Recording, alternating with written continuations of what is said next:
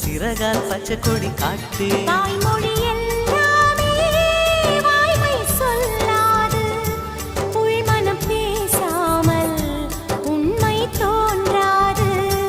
வாய்மொழி எல்லாமே வாய்மை சொல்லாது, பெண் கிளி பொய் சொன்னால் ஆண் கிளி தூங்காது.